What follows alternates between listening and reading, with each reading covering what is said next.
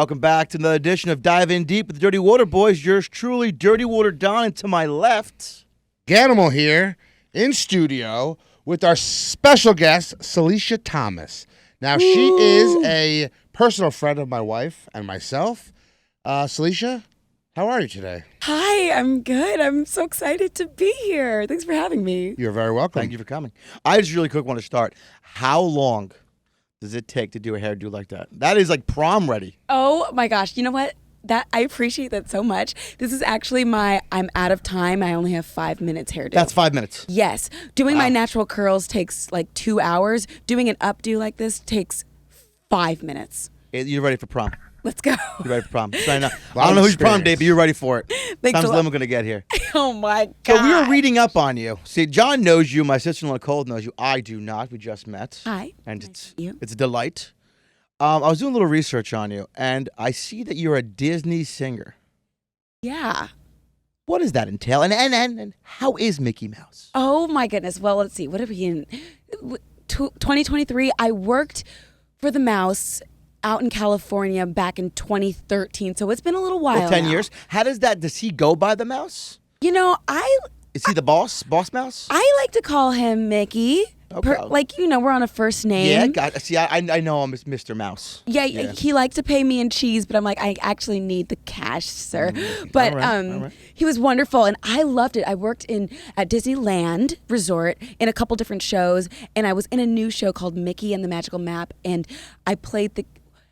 So you're not supposed to say this if you are one of the face characters, but in the show, I portrayed Princess Tiana, so it was okay for us. Now, to she's do from that. Princess and the Frog? Yes! Love that One movie. of my daughter's favorites. Really? Teresa, yes, my oldest daughter is one of her favorites.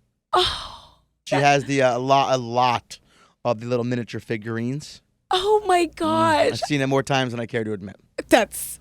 So, being that it's Mickey Mouse and the Magical Map, who played the map? Is that a live character? You know what? No, it was on a screen. The map was on an automated screen. And then we had the real life characters. We had Mulan, Rapunzel, Pocahontas, and Tiana. And Mickey was in it as well. Okay. And then a So stage full Mickey's of like a dancers. pimp. I mean... Way to go, Mickey. I mean, kind of. Yeah. And even working there, obviously I saw a lot of things backstage. He still brought the magic. I'm like, how am I tearing up? I'm a grown woman. Great. All I'm thinking in my head right now Mickey is, I magic. got the magic in me. Thank you. Thank you for Yes, that. I know. I like that So, song. being that you worked at Disney, all right, what is the most memorable that stands out the most? I want to know what happened back there. You're like, wow. Oh, God. You got to have one. I mean, I'm like, what? You can leave the names out to protect the innocent. What can I, I think working at the parks, I saw a lot of famous people, and some people liked to be seen and others did not. And I thought that was interesting. Like, if Ben Affleck, well, who was he with? Jennifer Gardner at the time? Yep. Like, they would travel backstage to get from one end of the park and just very, like, They were out with the common low-key. folk. Well, they just didn't want to be and when they were out, they were just super low key, baseball cap, like, and then sorry for clearing my throat so much. What's Kim's mom's name? Kardashian, Kylie Jenner, Kris Jenner. Kris Jenner. She came. She was in a full Minnie Mouse onesie. Look at me. Like, here I am, and just Fantastic. very different That's energies. their life. They have to be seen. They want to be seen. Exactly. Like Jamie Foxx, he came and he had like a posse of at least 20 to 30-ish people around him. So even if you didn't know who was in the middle of the mob, you knew that there was somebody Can you there. imagine having 20 friends that like Disneyland like that? I mean, I can't get 10 people to go with me. I like to go to the park with just like one or two friends so you can just like get through the crowd fast. I guess if you go by yourself, it's kind of creepy. You have to go at least one friend. Otherwise, you're weird. I mean, as a male, it's weird. I think as a female, you could probably get away with You it. can get a pass if female going by yourself. But if you have your kid with you, at least one kid, and you're like, I don't know, looking good. There was this thing called DILFS of Disneyland. I've heard of DILFs. I believe Yeah, it's I've heard of that dads. before. I would like to Yeah. Friend. friend request. Yes, Yes, Dad, you would like to friend request. understood. And That was a big thing there. Single dads going to Disney with their kids. And it always got Yeah. everyone's attention when we worked there or even when we were off the clock. I've been a single dad. I know what it's like to go to the park. All you have to do is show up. You don't need to be that good of a parent. You just gotta show up. Just be there, and you're good. But That's all you also, but isn't that a metaphor for life? Just showing up. It's 90% of the battle. It's 90% of the battle. True. Yeah, but I think for dads and moms, right? So if you have a small child and you're a mom, right, and you go to a school function and the kid's a little disheveled, the hair's not done properly, the homework isn't done, right, and you're a single mom, you should know better, right? This is what I've witnessed. But if you're a single dad in the exact same scenario, the other moms and the teacher help you. They're like, oh my God, come here, let me help you. And they do whatever has to be done. And they give you passes for everything. Wow. But if you're a mom, you get put in this weird scrutiny labeling of she's an unfit mom, she's a piece of shit. But a dad just show up.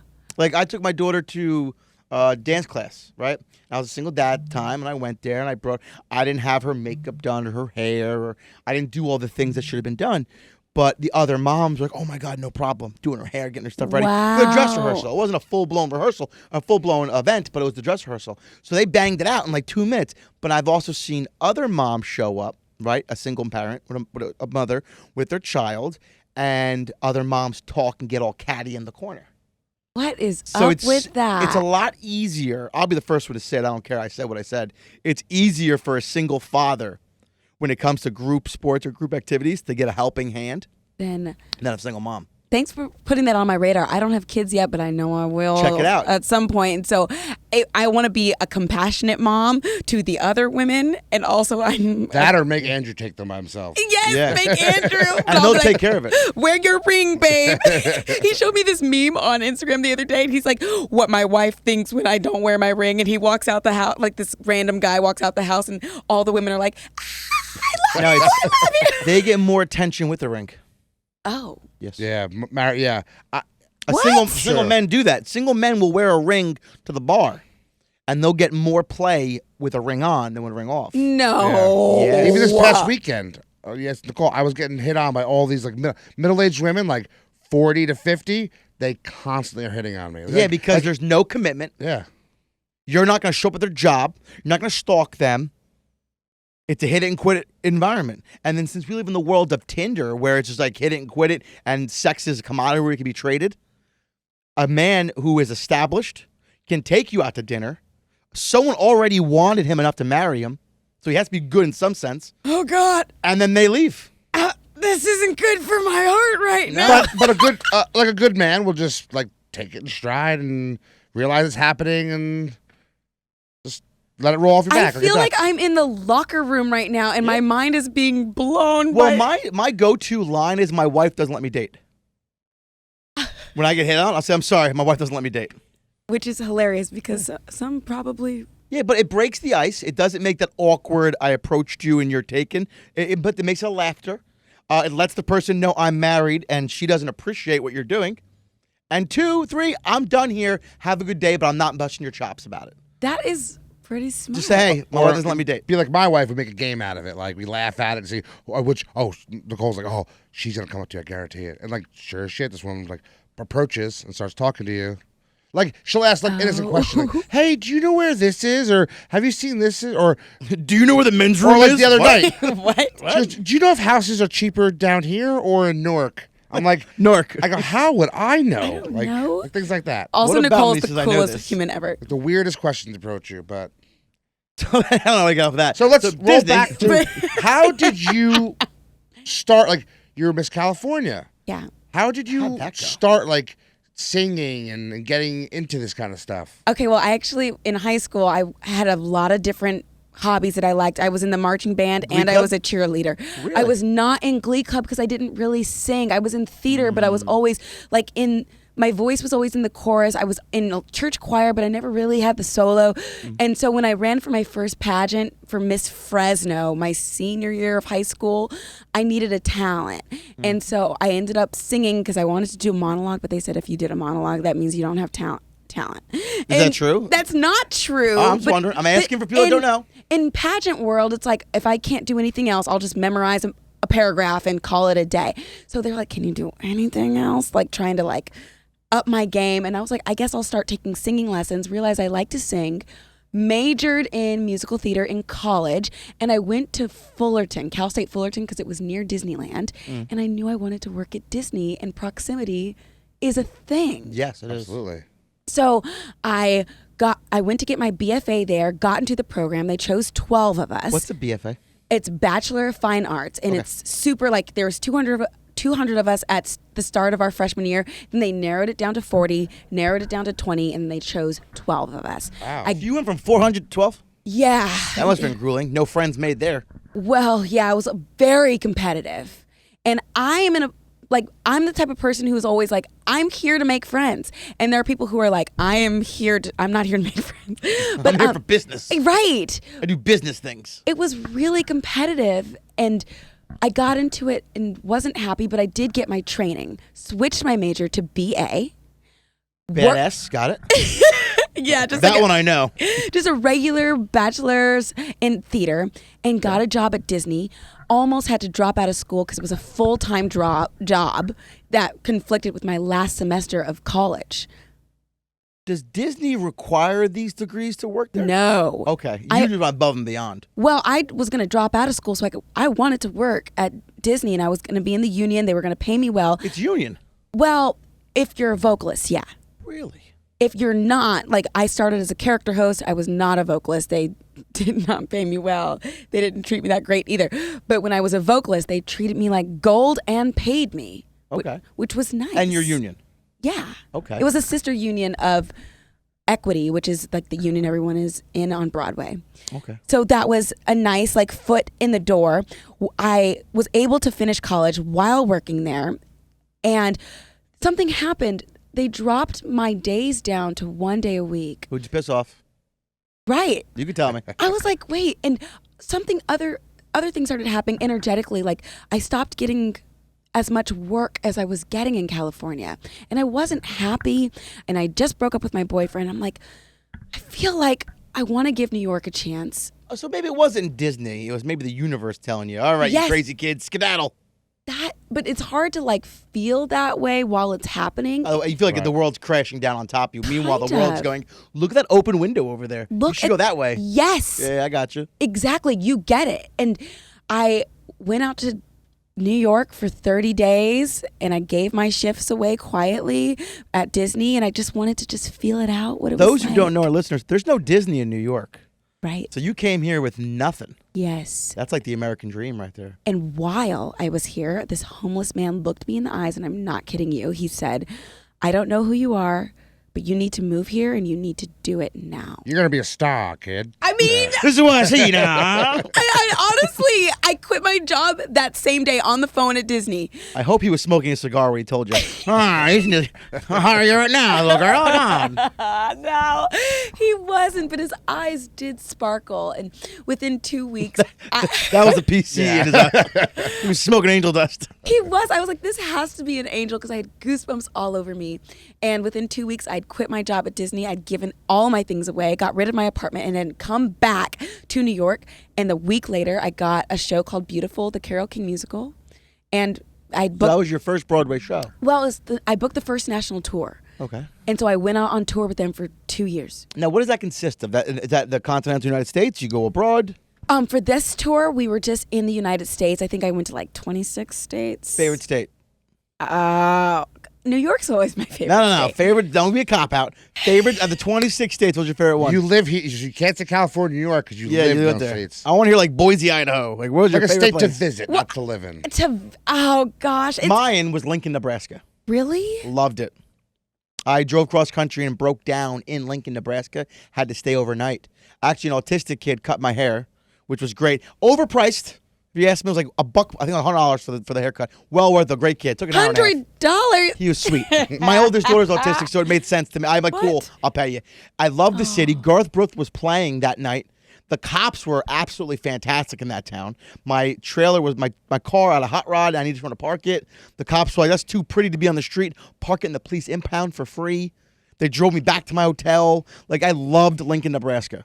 Wow. So now you go. Okay, I thought the best food was in Memphis. Memphis, Tennessee. And I loved All the right. museums there. Energetically, I guess maybe Chicago, but you're going to be mad at me for saying this. I felt like it was a watered down version of New York. Sorry. Basically. Ooh. I say that too, but I say diluted. I can say that. Yeah. Diluted. You're not wrong. You're not wrong. And ironically, I thought Charlotte, North Carolina was really... I liked Charlotte. I really liked it. Charlotte has a very unique energy to it. When I was down there, I was hit on a lot by men, actually. Oh. I was working down In Charlotte? Yep. I was working down in North Carolina on the border, and I had to go to Charlotte at least twice a week for the work. And I stopped at local eateries and things like that, and I was approached a lot. Oh my gosh. Which I took it as a compliment because to my understanding of the gay community in New York, the men are very picky. No, yes. So if they think I'm something to You're talk like, to, I'm like, okay. well, thank you. I know. I never know what to do when a woman hits on me. I'm like, You're a little funny, I know. It's like you're flattered, and I don't know if you guys feel like this, but I'm like such a people person. I always want to make people feel good, and so when somebody hits on me, I'm like, I would love to flirt back, but I'm like, wait, I'm not. I'll flirt with the coffee table. I'll flirt for grand. The dude wipes. I'm like, hey, dude wipes. Oh. Bet you're all wet over there. Oh my They god. are, unfortunately. Unfortunately, they're very good, by the way, dude wipes. Oh, So yeah, you I moved, loved it down there. You moved to New York finally. You moved here, and we've lived in the same apartment separately, separate times. yes. With viewers. Oh, nice. So you moved here, and that's the first apartment you moved in, right? Was Yes. that? That's a nice apartment. It is a nice I've been apartment. It was that was my first apartment in New York. And so 9 months before I went out on tour, I lived in New York and I was subletting. And that's how I met your wife, John, Nicole, one of my best friends who I love so much. Fantastic lady. Yes, and we're so different. I'm like, will she's also going to hate concur. me. And we love each other. We love each other. And so that was like one of the most unique 9 months of my life of just like, I thought I was going to get married before. So I had all this money that I was saving up for a wedding and it didn't happen. So I was just chilling in New York, With a bunch of money. kind of, until I went There's on worse tour. things that could go down, you know? Yeah, I'm like, that was my wedding fund, and now I'm calling it my opportunity fund. I'm like freaking living my dream, and I loved being in New York. And to answer your question of like the Broadway thing, like while I was on tour, once I got the show in my bones, I was like, I miss pageants. I took a week off and I ran for a pageant and I became Miss California, and they knew I was on the road, so I was able to like go to different states and visit my other sister queens. And after 2 years, I put in my notice, even though I still loved being on tour. Kind of the same thing I did at Disney. I still loved Disney, but I wanted something more. Show off. I know, Show off. and so then I came So back to New York. you realize you're outgrowing your space, and then you level up and level up and keep doing it. Yeah. It's like a hermit crab getting a new shell. You just got to keep leveling up. I never really thought about it that way. And now, recently, you've been playing all different types of characters, right? Yes. So I made my Broadway debut in Beautiful, and my second show I got was Once Upon a One More Time, the Britney Spears musical, and that's what I'm in. Hold on. That's right. There's a Britney Spears musical? That's right. You're in that now? I am. And by I'm gonna need some tickets. well, by the time this She's like, yeah, me too. airs, I know. Like by the time this airs, I think we'll be closed. We've gotten our closing notice a week ago, and it's closing on September 3rd. And it's been the wildest job of my entire life. Well, everything about Britney Spears is wild, so that makes sense. I'm glad it all follows suit. Do you play Britney? I don't play Britney. How do I know? I don't know. No, it's a bunch of fairy tale characters, and you've got Cinderella, Snow White, and basically they're realizing that we don't have to do our stories that have been written for us 500 years ago. We can rewrite our own stories and be who we want to be. That's basically what we want to. That's basically what it's about. But it's all set to Britney music, and it's fun, and it's a feel-good musical. When you walk in, you will not walk out the same way that you came in. And the most frustrating thing about the position that I'm in is it is a good show, and it's closing for so many different reasons. Just wrong place, wrong time. Like the theater that it's in is too big. It's one of the biggest theaters on Broadway, and So you can't fill it, half the time because it's so big. Because it's so now people so- think, oh, people are not coming to it because it's so big. Right. But the people who come to it love it. We have super fans that have come over 25 times. Like, I can name a handful of people who have come more than my husband has come. But the show is good. It feels good. And I hope that the life continues on. Yeah. I think they're going to do it other places. Do you have a plan where you're going next? That's the thing. We don't. Back to Disney. Back to freaking square one. You kind of like when I was in college, it was like, I want to be on Broadway. I want to make it on Broadway. What the hell does that mean? It's like you get on Broadway, you get in a show.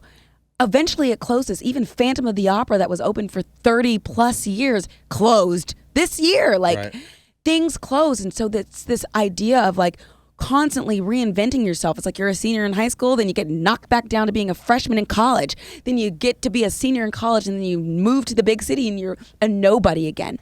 And so, but now I'm kind of finding the fun in that of like, wait, maybe this is just how life goes. And I have the confidence that the next thing will come.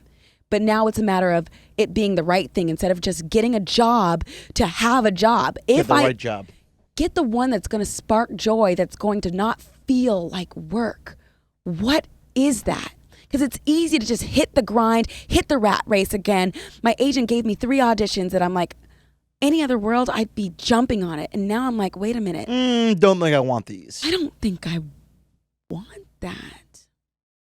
A lot of successful people say, though, where they are now, the journey getting there was the adventure, was the fun part.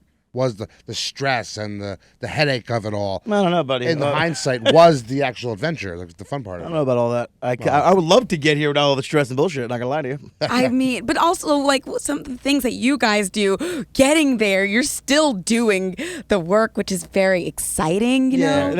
It has its ups and downs. But I've noticed when it comes to like our work is the same thing. It's feast or famine, and you're just happy to get a job.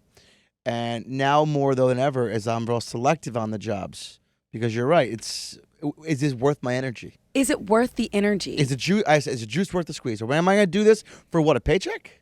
Nah, I'm good. Right.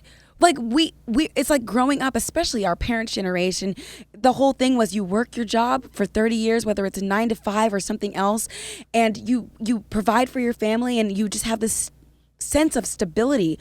What is stability? Even shows that are open for 20, 30 years are going to close at some point. It's almost like this entrepreneurial mindset, but it's kind of like, now wait, what is life? I really want to have a happy life and enjoy it. It's not just about making money, but enjoying your surroundings. When you're on your for the deathbed, you're people. going to be like, man, I really loved my job. Some people do. I mean, some people, yeah. I'm not going to be that person. But isn't it about like love and the life you cultivate? Friends and family. Yes. Adventures. Well, I don't like my friends nor my family. I don't. I only like work, so I can't relate to you in any way. I mean, I've always been that. I've always been a workhorse. I've always been a workaholic. And now I'm like, wait, what do I really want to do? In this Britney Spears musical that I'm in, my role was a swing. I've been a swing. And what that is I cover all the roles. I went into the show learning 12 different parts. So I wasn't on stage unless if somebody else wasn't there. And my idea was, I'm going to take this job and sit backstage and run my own podcasts and businesses that I've already started. And when they need me, I'll go on stage. That is not what happened. You were there with a pipe wrench, hitting people in the knee and taking their spots. No. Got it. No. Real innovator. I think someone did that once before, though. I don't think you're the only one. Well, I mean, almost the opposite. I was on stage almost 8 shows a week, just like everybody else, but in different roles. Oof. I'm doing the same work that my coworkers are doing, except I have to like bounce around. It is very. You're doing 8 shows a day, or 8 shows a week? I mean, on average, I would say maybe 5, but some weeks I'm not on, which is I think I've only not been on 2 weeks out of our entire run. Now I have so many questions. When you're doing something like a swing, do you get paid the same no matter if you're on or off, or do you get paid more if you're on? Well, it depends what kind of swing contract you're on. The one I'm on is here's my base salary, which is a little bit bigger since I have to like bounce around. But if I go on for a principal, then I like a lead role, then I'll get a bump.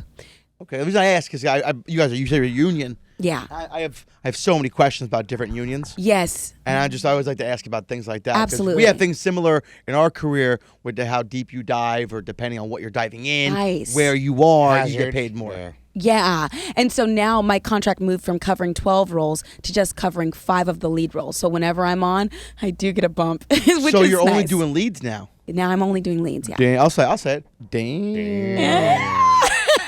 Good for you.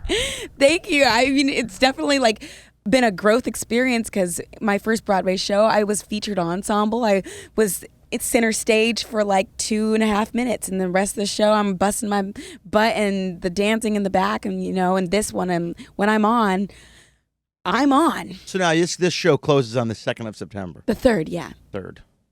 How does it feel being wanna on go. stage where like you wanted to be there your whole life, and then the people, To be the out lights, and are you in like a different world? Like you space out and just it's all like muscle memory from singing. And You really practicing? should have went with was it a whole new world? Right. No, I wish like in a situation where I wasn't a swing, I would say yes, I have muscle memory.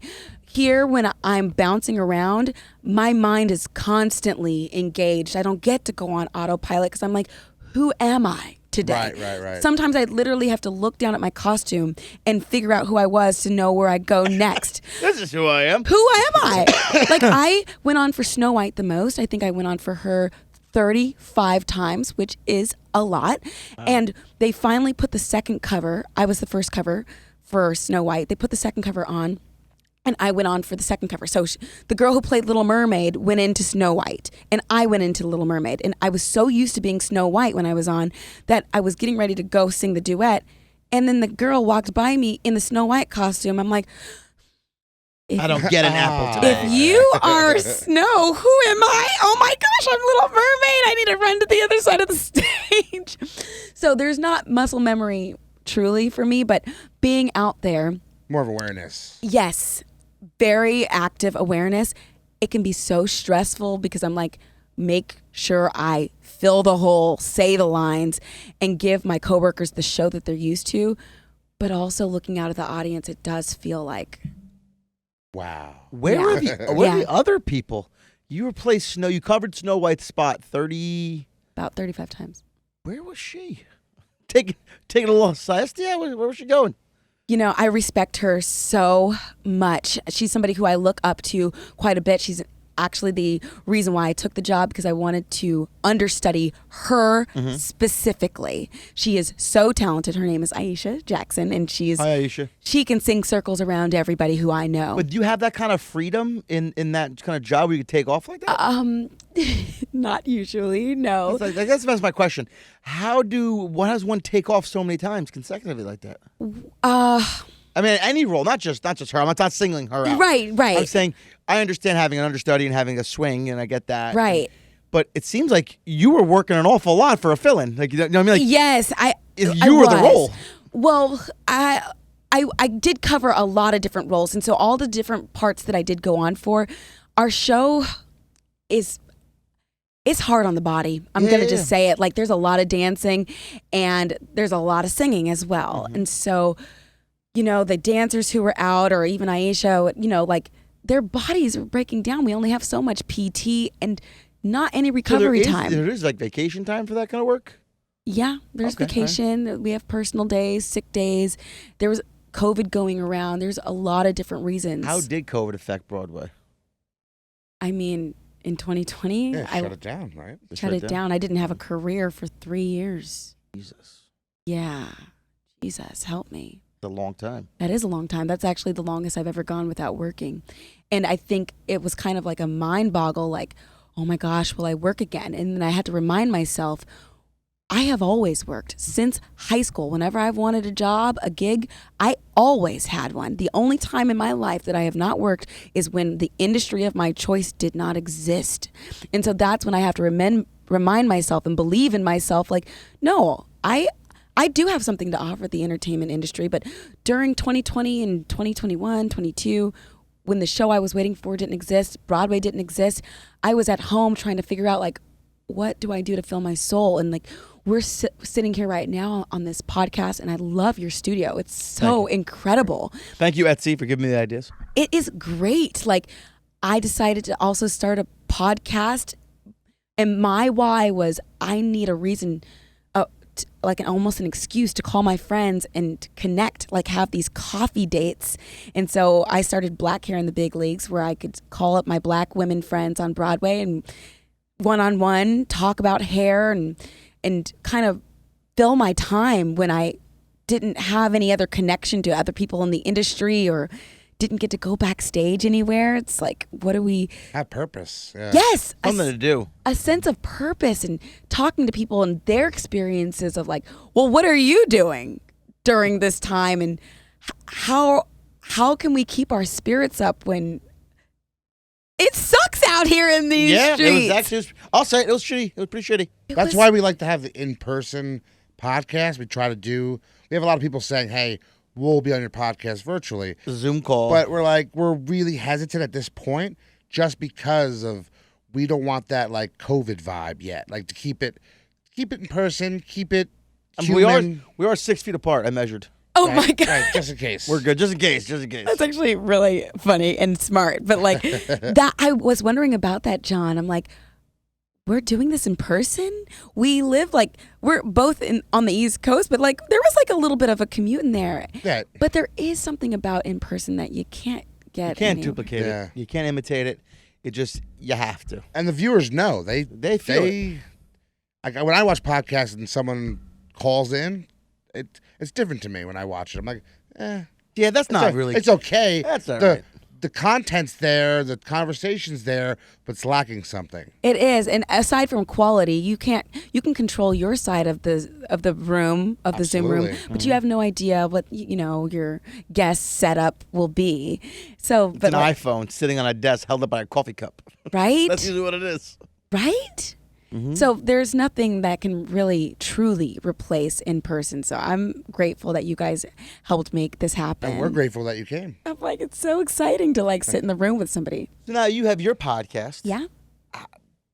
What are the trials and tribulations you've gone through? Because I know ours. Ours is just locking in talent, getting people on set, getting people saying they'll be here on a Tuesday, come on a Thursday. Oh gosh. Yeah, it's there's a lot of behind the scenes going to a podcast. You're the boss. And if you're used to working for somebody who is the boss of you, it's definitely a mind shift. Like, wait, it's whatever schedule I set. It's whatever times I set. This can be 20 minutes or 2 hours. It's a lot of like, wait a minute, who am I? And what is my producer It self? sounds like you have a lot of identity issues in your work. I know. Am I Ariel today? Am I the producer Who today? am I? What hat am I wearing today? I mean, honestly, and I'm realizing how many options we have in this life. Who do we want to show up as? And so being like the producer of my own podcast, it kind of makes me feel like, well, wait, how do I want to run my show? If this thing got picked up by ABC, what would I need? What would I want? You know it's a lot of fun? If you get yourself a podcast, get yourself a producer, and then don't listen to them. That is a blast. You think it's fun being your own boss? Oh my You should get a boss and then don't listen to him. I mean, that is. And they have great ideas too. You're like, yeah, no. Even if they're great, be like, nah, just to be a buster. I think that Because you can't get fired. It's your podcast.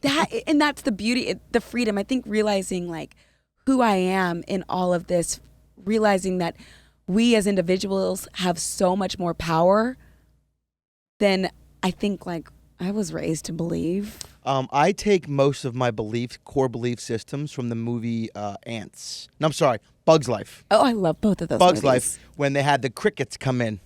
And they had to harvest all the grain for the crickets. And there was 1 billion ants, but only 30 crickets. Yep. And they were scared of the crickets. I just watched this movie the other day. Yeah, I It's make so my funny. kids watch it every day. I'm like, this is government. I mean, honestly, and if all those ants wanted to overtake, Yeah, they wouldn't lose. they would lose. They would destroy the crickets. And I think it's a great premise. And I kind of base my life on that. So you asked me what challenge. Right now, I've switched from reaching out to a lot of people to be on my podcast to people reaching out to me. And now at first it was like, oh my gosh, people want to be on my podcast. I should just say yes. And now it's like, wait. actually want to be more selective and having that sense of like, well, what kind of show do I truly want? Right. And deciding, like really shaping what is the name of the podcast? well, I have a few different ones, but my main Whoa. one is Black Hair in the Big Leagues. Well, if you ever need fat white guy, you call me. Well, I have be on also the Salisha Show podcast because I have a lot of Black women friends on Broadway, obviously, but there's a lot of other people in my sphere who aren't that who I want to talk to. I want to show up to that one and be like, I'm in the wrong podcast. So I think I'm in the wrong room. I'm in the wrong one. I'm scheduled for Monday. I know, and so that's what the Salisha Show is for. But I'm working right now on my own reality show, Ooh. and I think that will be something more open. I've heard rumors about it. Oh, I'm like, yeah, I think my first season will be about this Britney Spears musical. And that's kind of the fun of like, God, what do we want? I ask myself this question every day, you guys, like, what do I want and how do I want to feel? Happy. You can even rephrase that once in a while Happy. and say, what do I need? No. Sometimes you need something, you don't even realize it. What do I need? I'm like, I just married this gorgeous, generous soul. His name is Andrew. Real straight shooter, that guy. Andrew. I love him. Ooh, I love him too. I love him because you love him. And thank you. And he's like really shifted my priorities around, not because he made me, but I love him so much. I'm like, I want to have a family with this guy. And you know who he is because we were on Podfest. Andrew. Yeah. You know him? He owes me $7. I haven't been more Tell him than I want that relatively soon. Thank you. And Yeah, I so- met him at Podfest too. We did Podfest this year. Right. We got Podfest, yeah. invitations for 372 podcasts. From the people from Podfest, From like that Podfest. were Wow. on it. Yeah. Well, we were on, and we were doing something the same day. we were have a diving expedition with the Diesel the Brothers. Diesel Brothers. And we couldn't. That's cool. I couldn't. Yeah, we had to stop I couldn't what let we were down doing. Andrew because we promised them we were like keynote speakers. We were doing it, and we couldn't let down the Diesel Brothers. So what did you do? I'm like, can we do it from the boat? And he's like, that's even better. That's even better. So we had Full we got- disclosure, I wanted to say no, so I'm terribly sorry. It was all him. He pushed. I was like, I don't give I'm a like, shit. we have to do both. I'm like, we have to figure out how to do both. And he we're did it. like, we have the equipment. Let's just bring it on the boat. On the and- boat, that's as good Yeah. as it gets. Yeah. Like, that's Anyway, So awesome. we were showing people like live what we were doing stuff live. Like we were traveling on Where the are boat. you guys doing? We're on the on East the River. Hudson. with Wait, the Yeah. I Brothers. remember this. Is that me? No, it's me. Oh, Sorry, I have to call my son's therapist, speech therapist. I'm so sorry. Oh my gosh. No, that's I great. set a reminder for 1 o'clock. I forgot. So you know Andrew. You've Yes. Well, I don't know virtually- Andrew. I know Well, who he you is. know, you've seen his face. Until he and pays me spoke my and- $7, I don't know. Oh my Right. gosh. I remember seeing that interview. I was in the room because they were on Zoom. And so I was like, oh my goodness, that's John. That's so cool. But I met him on Podfest. We shared a screen and he followed me on Instagram after That's that. That's how you first initially. Yes. Wait a minute. That wasn't that long ago. No, No. no, new pod. The other one. It was, In No. 2021. it was 2020. We were on I think last year. this No. show, I'm like, damn. No. We met March 2021 and we shared a screen for 2 minutes. Like I finished speaking on behalf of the Broadway Podcast Network, which is where my podcasts are on. And then we just started chatting on Instagram. And the next thing I knew, I was flying to Oregon in the middle of a pandemic. I'm like, what do I do if I like this guy? Do I take my mask off? Was that Ooh, the good same? question. How did the first kiss affect by the pandemic? I need to know these things. Was it the same trip that you came to Vegas? The same time frame? 2021? Yes. That was the same trip. Salisha surprised my wife and stopped in Vegas on our trip to Oregon to be at our wedding at the Aria Hotel and Casino. No idea where she was coming. She called. She was like, "Hi, I'm here. Can somebody come down to the lobby?" Someone's She's like, let me in. She's like, "You're here. What are you talking about?" Surprised Yeah. the shit out of her. Hear me out. I really want to know how the pandemic affected the first kiss. And also, not for you, but for everyone listening, when you decided to take your mask off to make yourself vulnerable spiritually and physically, and it turned down to be garbage. Now were you worried? I got COVID for this piece of shit? It's like I don't know how it all went. Well, being in New York at the start of the pandemic, I'm like, I'm not messing with nobody, okay? All right. So, but finally, my family's out in California. Going out there, I felt like, okay, I can relax a little bit. And so I was in California at the time, and the worst of it had kind of already happened. So when I went to, it was a lot to get me on that plane to go meet him in Oregon. And kissing him, I was kind of scared. I'm like, am I willing to die for this? Is he worth it? At the time he is. Now he is. Now he's great. I love him, besides $7. Oh my God. I was so happy that I went, that I took the risk, and that I allowed it to happen because he is the love of my life. I did drop pizza on his khakis on that same date. Ooh, hope they were Dockers and they slid right off. Oh, it Heavy left starch. a little grease stain. I'm like, oh, the first date. But our first date was 4 days. And I told him. What? Yes. Hold on, I have a question there. Wow, that beats my first date. You dated for 4 days straight? Yeah. I mean, we'd just been dating on Zoom for 2 weeks. He's like, come out here for a long weekend and I'll get the Airbnbs if you get your flight and let's see what happens. And I told him, if I go out there, I am not doing it with you. Straight up. Yeah. I mean, honestly, I don't know who your fan base is, but like, I was a virgin when I met him. I'm like, I'm not doing anything. I don't have much of a fan base on podcasts. This guy's getting girls to fly out to him. Oh, like I didn't know what to expect, and I didn't, by the way. But like, there was some. Well, he's like a Disney prince. Well, but less stalky. Kind of. The Disney princes I've noticed are very stalky. Come out to our state in Oregon. Right, and we went on our first date was our first day of the 4-day date was it was okay, but Andrew. Yeah, I was like, if that was our only date, I don't know if we'd be married. The second day we went on a hike, and I was like, all bats are off. Like, let's just take our mask off. Let's get crazy. We learned a lot about each other on that hike.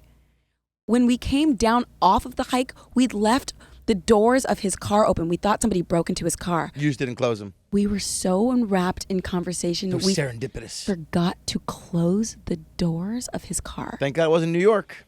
Right. Thank God the homeless guy's living in it. Seriously. Salisha, go back to New York, see? Seriously, like, in day 3, he asked me to be his girlfriend. I'm like, I haven't had a boyfriend for 8 years. I asked my girlfriend to go steady on day 3. You did? I was leaving. I woke up at 4 in the morning to go to work. I work very early hours. And she woke up with me. And that's when she, like, packed a lunch and shit for me. Now she's like, get fed somewhere else. Oh, my But I was leaving. I'm like, hey, just out of curiosity, do I have to pin you? Do I give you a Letterman's jacket? How do we do this? And you just knew? Yeah. That's the thing. It's like, I've dated so many guys. When I was on tour, I literally had a hoe in every area code. Truly, like every major city in America, I had a man. You're like ludicrous. I mean, honestly, and that was just ludicrous. every now and then I'd be like, I'm going to fly to Chicago for a lunch date. I'm in Florida for a dinner date, and just do whatever I want. But when I met Andrew, I'm like, I am going to have to break up with everybody. And I wouldn't. I just changed my number. It's a lot easier. Keep them guessing. I know. I've had the same number since 7th grade. So I would change it. I've had 5 since we've had this conversation. Oh my gosh, you're so. I got no qualm to change my number. I have friends like that. I'm not one of them though. But yeah, we got married. Like what? 7 months, 8 months later. Did he move to New York? Immediately. Oh. Well, it's not like you asked him to move to a shithole. He didn't know where I Hey, lived. you mind moving to Tallahassee? No, you're Oh, you mean my New York? But there is something to be said about moving from the suburbs to a studio apartment. What? True. Cockroaches? What does it say? There's no yard. There's no space. Nothing to cut, nothing to groom. Continue. And yeah, a couple cockroaches. And I'm clean. And there's nothing you can do about it. there's nothing you can do about The it. apartment you lived in that I lived in later on, spotless. Spotless. Kept spotless, 6th floor. Yeah, but the no problem matter is your what neighbor you might not do- be spotless. No matter what you do.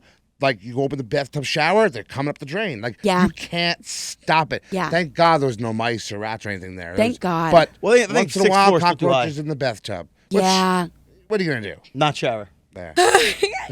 Solve that problem real quick. In the sink Dude I wipes. go. Oh, Dude wipes. in the sink I I have the sprayer in the kitchen. What is he doing? He's an asshole roommate. Oh, wait. Oh, so the whole point of me talking about Andrew was him coming into my life, changed my priorities, and all of a sudden I'm like, oh, love. That's what it's about. I've always been a workaholic, and now it's about love. And then he lifts you up with your career. Yes. And he helps you out. Yes. He's always posting. He's always proud. He's always yes, he saying does. great things, And he yeah. Married to a Disney princess. What's not to be proud of? It's not like he married Cruella DeVille.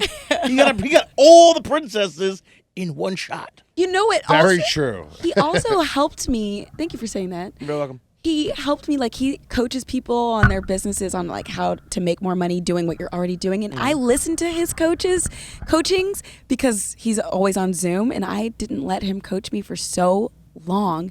And finally I did, and he helped me monetize my podcast in 45 days after I'd already had it for a year and a half. I'm like, I'm living with How this does coach. one monetize? Just curiosity. Well, there's a few different ways, but like, Or do I have to pay Andrew for this information? you might for the details. You'd probably have to pay Tell him. him he can keep the $7. Let's talk.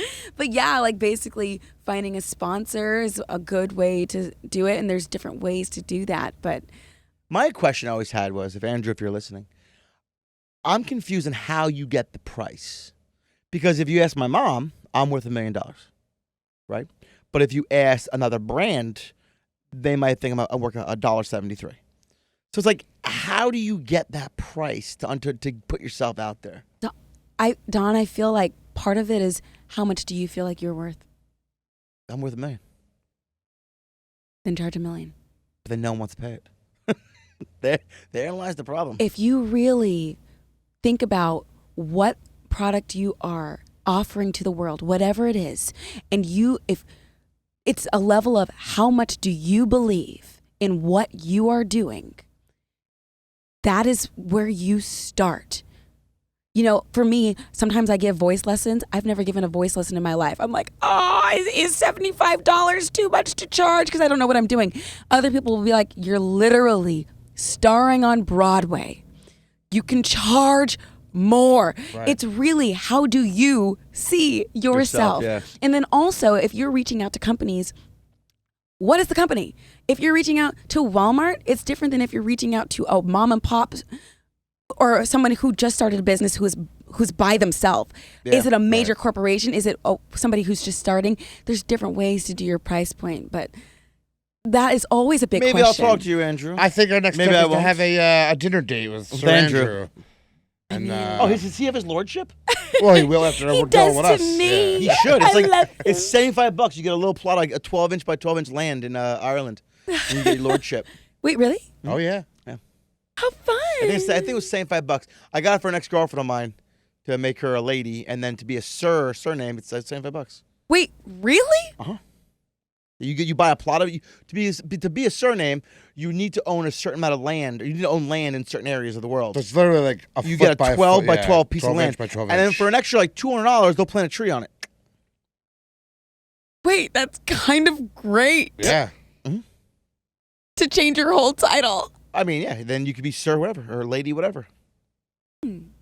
Uh, Andrew, get on it. I mean, Sir Andrew. Andrew, that's what I want for Christmas. It's great. It's a great concept, and you can literally take that certificate, go to the DMV, and legally change to a surname. I mean, it's a lot of steps. Don't get me wrong. I mean, changing your name is a lot of steps, which I have not done yet. No, But I think I want to. you want to change it. I never understood when people get married, they get divorced. You know, unfortunately, sometimes it happens. Why does the partner keep the last name of their ex? I've never been divorced. I understand. I hope you never do. Me too. But I think maybe it's like it's easy. Maybe, people, what I learned about They'll take half your shit, tell you you're the worst person in the world, then keep your name. I think it might be, and what do you guys think about this? Because I've never really thought about it. A sense of identity. It's Okay. easy to tie your identity into things. I remember tying my identity into being a Broadway performer, and then Broadway went away. I'm like, oh God, who am I? But like, if you have your name, which is why some people don't want to change their name to begin with, it's like your sense of identity.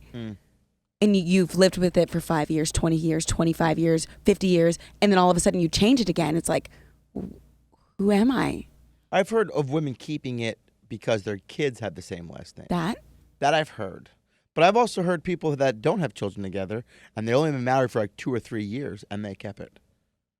And it's like, what? I don't know. That's a really good question. So everyone who's watching this, I would like, or listening on the YouTube platform, I want you to comment and tell me what you think about that, about keeping the last name of your partner after you've parted ways. And it's one thing if, like, you've accomplished so much with that name. Yeah, you're published with that name. You know, I get it. You're an actress or an actor. Or some people I know, their last name sucked. They married someone, their last name's cool. They're like, Yeah. why would I go back to that shitty last name? Why would I want? Yeah. Exactly. I'm like, now I'm Mrs. Ford or like Yeah. whatever. Nice like, choice of car, by the way. All right. like Ford. right, like anything, like. But I don't know if it was if you're. So I feel like our last name is like the cream of the crop. We have 4 letters, and we're done. GANN, done. I mean, we can afford to shave a letter because the additional N, we don't really need it. But then you meet someone with their last I mean- name's like Valencia, which is a great last name, and she's like, nah, I think I'll keep Valencia also. I mean, yeah, I feel like especially a lot of people in our generation, it's like a lot of women empowerment. They're like, wait, I'm keeping my name, or no, I'm hyphenating it. It really is a different day. No, I'm today. all about them keeping theirs. Great, keep it. Great. Love it for you. It's The question is, yeah. why are you going to take mine and then keep it afterwards? I don't know, Don. Right. I don't That's the question. know. If you choose to hyphen, keep, change, I don't care. Good for you. My question only Are you is, gonna keep it? why are you going to keep it after you split? Right. That's the So question. speaking of names, do you have a name yet for your reality show that's coming out? Yeah. Or are you keeping this super close to the chest? Can I be on your show? You absolutely can be on I'm my pretty show. good. I That's think what I'm you're saying. pretty She's like, good. Don, I need you to dress up like Snuffleupagus. Not a problem. Snuffleupagus, just please come on. Mr. or Mrs. Snuffleupagus? Either way. You know, my friend, she helped me out. She was like, Salisha, I've been saying this for the last however long I've known you. You need to have a show called It's Me, Salish. I used to have like these video blogs on Facebook, and I would just do these vlogs every day when I was home by myself. You know, I was just single and bored, and my roommate wasn't home. And I'd always start off with, it's me, Salish. Hey, it's me, Salish, and just talk about whatever. And I think that's probably what it's going to be. I'm not going to overthink it. It's really Keep going it to simple, keep it great. keep it simple and just very authentic. But what's the premise of the show? It's whatever I'm doing at that point in my life. Can somehow, if I get to be on it, Yes. we get Steve Harvey there? Steve Harvey? Yes. I always want to meet him. I love Steve Harvey. I'm a huge Steve Harvey fan. I mean, why not? I think he's also great. would love to meet him. Right? I think he's awesome. And And he has I- those power suits. He just demands respect. Hell of a mustache. Hell of a mustache. I know people who know him, and I almost went on the Let's Steve get Harvey him show. on. Let's do that. And also, he had a quote that really inspired me to move to New York, and that was like, he was talking about like the net will appear. Just jump off the mountain, and the net will appear. And while you're falling down the mountain, you're gonna get scraped up. You might get some bruises. You're gonna need some Band-Aids. But before you hit the bottom, because you've jumped off, the net will appear. Just trust. But you can never have your dreams come true if you don't try. I think, it might have been Jamie Foxx. I could be wrong. Or Jim Carrey. One or the other. Oh my One of them was talking about chasing your dreams and how that road you're on is going to be the most loneliest, scariest, Scary. Jim dangerous Carrey, yeah. road ever. But once you embark on it, you wouldn't change it for anything. No. Jim Carrey once wrote himself a check for $1 million and he'd have the money in the account and put it in his wallet. And in 1 year, he was able to cash it. Like, that's Wow. believing in yourself. Right. So what you just said, that word belief, and I know, I literally have been a Disney princess, and my current job is playing a lot of princesses. But one of the themes of Disney is belief, believing, and that is something that I think Walt Disney was onto You something. know him like that, huh? Walt. You know, huh? me and my Me friend Walt. Walt, is when you believe, like, it's this idea of, I'm not taking no for an answer. I'm not hoping this will happen. It's, no, I've decided I'm going to freaking do this. And I don't care what anybody says. This is happening now. I've waited too long, whether it's, no, I'm gonna make the money, or I'm going to finally marry this woman, or I'm going to do this workout, or I'm gonna, whatever it is. Like, when you believe you're gonna do it, you've decided, there is no turning back from there. I think that's a fine line, though. Because No. if you're sitting there going, believe and do not take no for an answer, right? That's a great premise, great ideology to have. Now, I think when it comes to seeking a partner, You might want to take no for a fucking answer. Yes. I am not taking no for an answer. I believe. No, my man, you are stalking. I know. You actually, I had to completely agree with you 1,000%. You cannot. So But if you're already dating, and Listen, you're already kind of just not take the like, leap. If you're afraid to right. ask this person. Not and some you, random stranger on the street. You're gonna be mine. I'm going home with you. Yes. I believe. Yeah, but like when you decided you're going to start this podcast, or you're going to I didn't decide shit. dive, He told me we're doing a podcast. and He's like, here listen, we we're are. doing a podcast. I'm like, what? And here we are. And this is a great setup. Thank you. Thank you. You're doing it. How on earth did you get somebody who never leaves Manhattan to come all the way to Jersey? You freaking did My it. wife. Yeah, thank you, New Jersey Transit. Thank you. The equal love of Nicole did it. Yeah, but also my love for you. Like, yes, I was at Nicole's wedding, but that also meant I was at your wedding. One love. Thank you. One love. One love. I need to stop playing with my microphone. That's the first time I met you. Was in the lobby of the Aria Hotel Casino. What is this, a plug for the casino? I go Located in I go, Raleigh, Nevada. I go, Nicole, how I know who Salisha is? She goes, trust me, You'll know know. who Salisha. And sure as shit, like Did you know who it was? thousands of people, like all over. And the we just place. walked right up to And I'm each like, other. this has to be Salisha, and it was. You know why? You believed. I believed. But there's also this unspoken, like, Yeah, there's like an energy, a vibe. yes, Yeah. yeah. Yeah, I don't have that with anyone. I don't believe you. You guys are fucking weird. I don't believe you. No, I think there is something to this life that is so in the unseen realm that it's hard to put words to because it's intangible, but I put a word to it. You Trust ready? your gut. Wait. As people Serendipitous. say it, yeah. I serendipitous. say it all the time. Serendipitous. That was very serendipitous. Serendipitous. You say trust your gut. It really is a vibe thing. Like, why else would I listen to a homeless man to move to New York City and quit my job? Because some energy told him to say this to you. And I And got some the energy- goosebumps. Made you listen to it, too. I got the magic. in me. Yes. Thank you. And now I call goosebumps, I call them like truth bumps. Like when something makes me have goosebumps, I'm like, what just happened? Let me just listen a little bit closer. Like, what was that? I love when someone's telling you a story or someone's giving you something and they have goosebumps. And they're like, look, I have goosebumps. And I always think to myself, even the best con artists can't imitate that. So I believe you. Right? There is something to be said about My daughter calls them the goosebumples. the goosebumple. Yeah. Wait, that's so cute. Have the goosebumples. Okay. It's scurvy, Pop. I have something wrong with my skin. You're going to die. Well, Salisha Thomas, please tell us all of your social medias, wherever we can find you. Where can we find you? Tell us all about it. You, John. I am Salisha Thomas. I'm on Instagram at Salisha Thomas. I'm thinking about changing it to the Salisha Show, but you can find me at Salisha Thomas. My website is SalishaThomas.com. You can listen to my podcast. You can look up Salisha Thomas. It's under Black Hair in the Big Leagues or the Salisha Show. I also have Broadway Bible School. And Hold on. Broadway Bible School. I know I started a Bible podcast in the pandemic. Is it spiritual or are you comparing being on Broadway in the biblical sense? Play on words. Kind of neither, actually, to be honest. What? And It's actually a show about mechanics. How about you check it out like everybody else? I'm going to. I'm looking it up right now. Check it out. It's like I grew up in the church, but I'm not preaching. I'm just telling the stories of the Bible. If you want to get through Genesis in 20 minutes, this is the place to go. Perfect. I only got 19, so let's make it count. Well, it could be that. And I think that's where you can find me. You can find me wherever you listen to podcasts, Instagram, Facebook even. Absolutely amazing. Thank you. Well, thank you so much for coming out. Thank you. And thank you, everybody, for tuning in to another edition of the Dirty Water Boys. Thank you, guys. Thanks for having me.